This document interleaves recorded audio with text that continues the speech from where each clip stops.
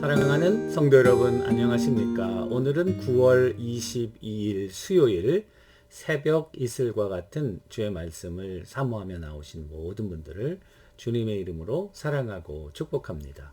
우리가 오늘 같이 상고할 말씀은 마태복음 7장 13절, 14절 두 절 말씀이 되겠습니다. 마태복음 7장 13절과 14절입니다. 제가 받들어 읽죠. 좁은 문으로 들어가라. 멸망으로 인도하는 문은 크고 그 길이 넓어 그리로 들어가는 자가 많고 생명으로 인도하는 문은 좁고 길이 협착하여 찾는 이가 적음이라. 아멘. 이것은 우리에게 주시는 하나님의 말씀입니다. 오늘 말씀의 제목은 좁은 문으로 들어가라 라는 제목으로 말씀을 좀 나누려고 합니다. 이제 이 마태복음 7장은 산상보훈의 마지막 장인데요. 29절로 이 7장이 끝나고 8장 1절에 보면 예수께서 산에서 내려오시니, 그러니까 이제 산상에서 가르치시는 걸 다 마치시고 8장 내용부터는 산에서 내려오신 그런 사건을 우리들에게 보여주고 있습니다. 그런데 7장의 그 결론, 어떻게 보면은 산상수훈의 결론이잖아요. 그러니까 그 7장의 내용이 한 세 가지 이 대조적인 삶으로 오늘 이 산상수훈을 결론 짓고 있다는 것입니다. 첫 번째가 오늘 본문, 좁은 문과 넓은 문이고요. 그리고 15절에서 23절 그 다음에 보시면은 좋은 열매, 나쁜 열매. 그리고 마지막 24절, 29절은 지혜로운 건축자, 어리석은 건축자. 저는 이 산상수훈의 마지막을 이와 같은 대조적인 두 삶을 우리들에게 제시하면서 동시에 우리의 선택을 촉구한다는 점에서 굉장히 강력한 도전이 되는 방법으로 이 말씀을 마무리 짓고 있다, 이렇게 생각합니다. 우리 인생은 어떻게 보면은 선택의 연속이라고 해도 지나침이 없지 않습니까? 그래서 우리가 태어날 때 birth, B, 그리고 죽을 때 death, D, 그 사이에 C가 있는데 C represent choice, 선택이라고 하는 것. 그 인생은 늘 선택해야 되는, 그래서 주님께서 이제 마지막으로 우리에게 올바른 선택을 하도록, 그래서 오늘은 좁은 문으로 들어가라. 선택은 우리 자유의지의 결과이지만은 그 선택에 따른 열매, 결과가 우리에게 꼭 주어진다는 점에서 올바른 선택이 굉장히 중요하다, 이렇게 볼 수 있겠죠. 미국에 있었던 실제 예화인데요. 어느 주일날 두 명의 젊은이가 정말 자기의 젊음을 마음껏 발산하기로 아주 작정을 하고 도박장에 갔다고 합니다. 그런데 공교롭게도 그 도박장 옆에 바로 작은 한 교회가 있었는데요. 그 청년 중에 한 명이 우연히 교회 입구에 적혀있던 그 주일 설교 제목을 본 거예요. 설교 제목이 로마서 6장 23절 죄의 삭은 사망이다, 이런 제목이 적혀 있었던 거예요. 그 순간 이 청년은 아버지가 목사님이고, 그리고 마음 가운데 큰 죄의식을 느끼고 도박장 가기를 거부하고 다시 교회로 들어가서 그 교회에 집회를 참석하고 정말 그리스도를 영접하는 놀라운 그런 그 선택을 한 것입니다. 나머지 한 그 친구는 결국 도박장으로 갔고요. 그 일이 있은 후 30년이 지나서 이 회개하고 올바른 선택을 했던 청년은 변호사가 되었고요. 그리고 미국 역사에서 유일하게 22대 그리고 24대 연속 텀이 아니고 두 번의 다른 텀에 걸쳐 대통령으로 취임했던 그로버 클리블랜드라는 청년이 이었습니다. 30년 전 도박장을 선택했던 그 친구는 감옥 안에서 친구의 취임 소식을 듣고 가슴을 치면서 30년 전에 그 선택이 우리의 운명을 이렇게 갈라놓았다고 하는 깊은 생각과 후회에 잠겼다라는 실화가 우리에게 전해집니다. 선택은 너무나도 중요한 것이죠.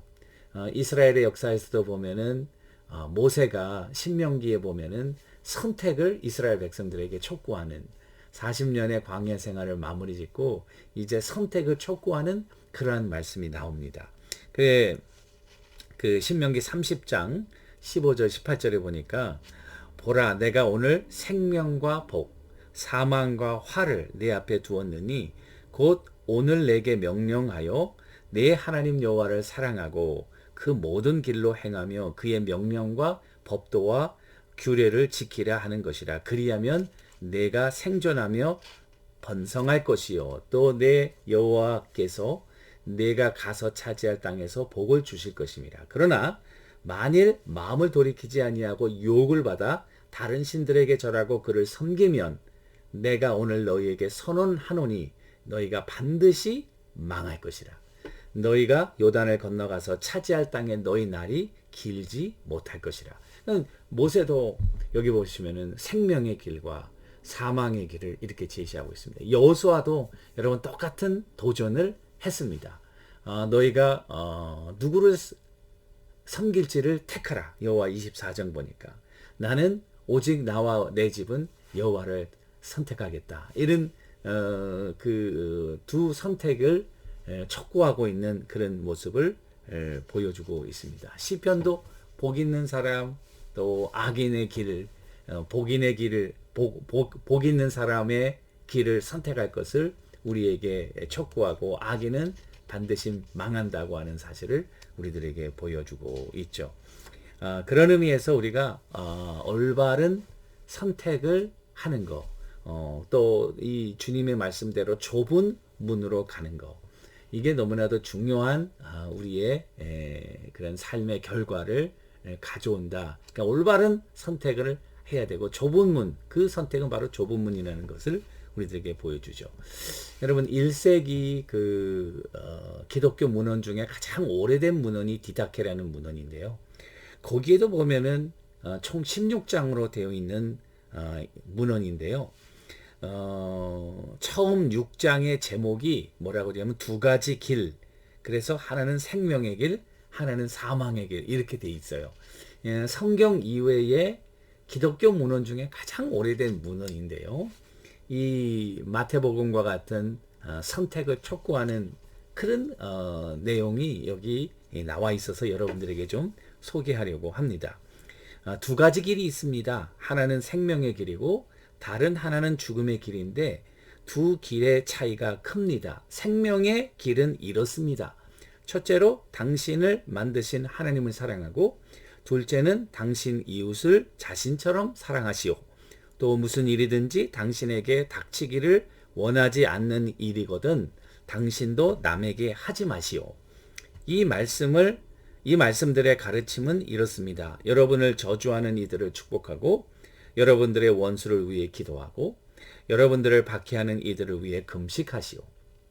여러분들을 사랑하는 이들을 사랑하는 것이 무슨 은혜를 베푼단 말입니까? 이방인들도 그렇게 하지 않습니까? 이런 식으로 성경의 내용과 굉장히 유사한 그런 그 기독교 문헌인데요. 사망의 길은 이렇게 되어 있어요. 죽음의 길은 이렇습니다. 무엇보다도 이 길은 악하고 저주로 가득 차 있습니다. 살인, 간음, 정욕, 음행, 도둑질, 우상숭배, 마술, 요술, 강탈, 위증, 위선, 표리부동, 교만, 오만, 악행, 거만, 욕심, 음담패설, 질투, 불손, 교만, 자만, 두려워하지 않음입니다. 선한 사람들을 박해하는 자들, 진리를 미워하는 자들, 거짓을 사랑하는 자들, 정의의 보수를 모르는 자들, 선과 옳음의 심판에 가담하지 않는 자들, 아들들아 이 모든 자들을 멀리 하여라. 이렇게 돼 있어요. 그러니까 이와 같은 티칭의 방법은 이 기독교의 굉장히 중요한 전통으로 우리들에게 내려오고 있는 것입니다. 그러면 과연 좁은 문이란 무엇일까라고 생각할 때 좁은 문은 여러분 바로 예수 그리스도를 의미합니다. 요한복음 10장 7절에 보니까 예수께서 이르노니 내가 진실로 진실로 너희에게 이르노니 나는 양의 문이다. 내가 문이니 누구든지 나로 말미암아 들어가면 구원을 받고 들어가며 나오며 꼴을 얻으리라. 여기 보니 좁은 문으로 들어가라고 그랬는데 요한복음에서 주님이 내가 생명의 문이다. 나로 통해서 들어가야 사망에서 생명으로 옮겨진다. 또 요한복음 14장 6절에서 나는 길이요 진리요 생명이니 나로 말미암지 않고는 아무 누구도 아버지께로 올 자가 없다. 이렇게 얘기를 하죠. 히브리서에 보니까 히브리서 저자는 그러므로 형제들아 우리가 예수의 피를 힘입어 성소에 들어갈 담력을 얻었나니 그 길은 우리를 위하여 휘장 가운데 열어놓으신 새로운 살 길이요 휘장은 곧 그의 육체니라. 그리스도를 믿고 그 그리스도를 영접하고 그 그리스도를 통과할 때에 사망에서 생명으로 옮겨지고 아버지께로 연결되는 문이고 그것은 아버지께로 나아가는 산 길로 우리들에게 주어지는 것을 알 수 있습니다. 오늘 말씀해 보니까 그 길은 문이 좁고 협착하다. 그리스도를 믿고 그리스도를 따라가는 길 자체가 쉽지 않다는 것이죠. 사도 바울도 나를 이상 갈라디아에서 보면 괴롭게 하지 말라. 내 몸에는 그리스도의 흔적을 가지고 있다. 이 흔적이라고 하는 말은 스티그마타라는 말인데 마치 그 주인이 노예에게 이렇게 몸에 문신 같은 것을 만들어서 주인의 표시를 하듯 사도 바울이 늘 복음을 전하면서 맞고 한 그 등에 채찍 자국, 몸에 상처 이런 것들을 자기는 그리스도의 흔적이다. 내가 그리스도의 노예가 되었다는 확증이다. 이게 쉽지가 않아요. 그렇지만은 여러분 그 길은 생명의 길입니다. 그래서 찾는 이가 많지 않다고 우리들에게 경고하면서 따를 것을 촉구하고 있는 것입니다. 여러분들과 내가 올바른 선택을 하는 거, 그리스도를 믿고 그리스도께서 우리에게 주신 말씀대로 순종하는 길이야말로 이것은 우리가 따라야 될 생명의 길이라고 하는 사실입니다. 때로는 어렵지만 여러분 사도 바울이 뭐라고 그랬습니다. 나에게 고난이 넘친 것처럼 그리스도의 은혜도 위로도 넘친다고 고린도후서 1장에 고백하고 있지 않습니까? 그리스도를 따라가는 길이 좁은 길이지만 그러나 성령께서 우리와 함께 하시고 또 팔복에 보니까 나를 인하여 너희를 핍박하고 욕하고 그리고 박해할 때 기뻐하고 즐거워하라. 하늘의 상이 큼이라. 하나님의 인도하심과 보호하심이 우리를 떠나지 않는다는 놀라운 그런 약속의 말씀이 주어졌다는 사실입니다.